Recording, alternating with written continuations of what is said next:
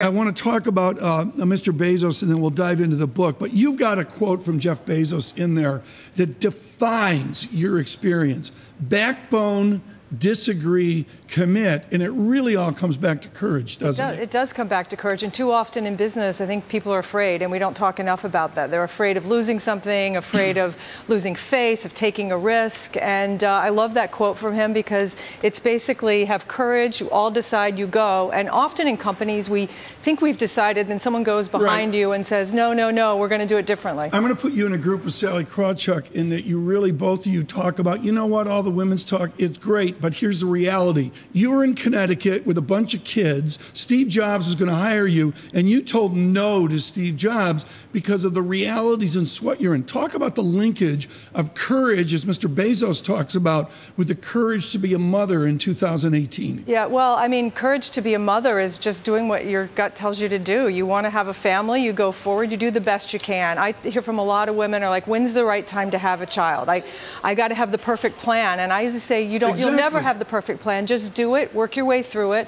Hopefully you work for a company that gives you the flexibility you need wherever you are. But you have to just do it and work your way through it.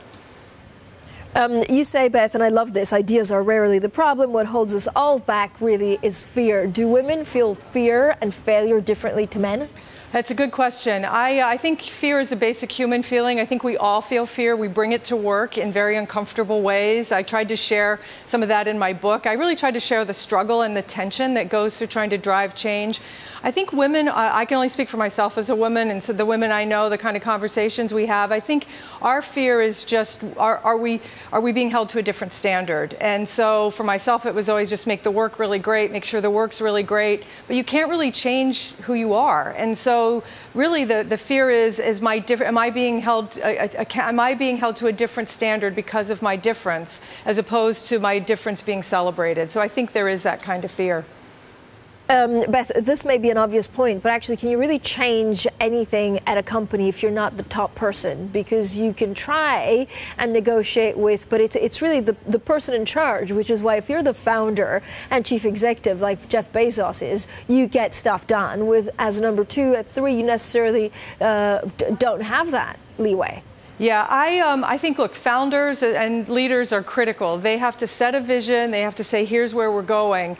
But one of the reasons I tried to point out and bring my book to life was we forget about the people in the middle. My book is written for people in the middle, mid-career, mid-manager. How's change ever going to happen in an organization if our managers don't do it?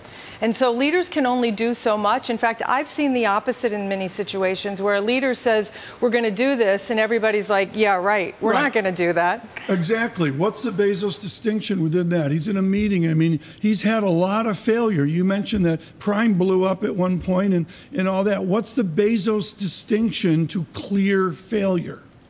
I assume it's basically to get to the customer. I admit that you failed. I think that's what we don't do well enough in companies.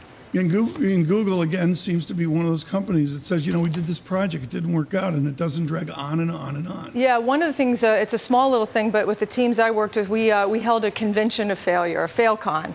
And it was a way to, that's very it was good. really fun. Yeah, it's a really good, and over, brown bag lunch, I had to start off sharing a big failure. I shared it in the book of a company we had partnered with that went belly up.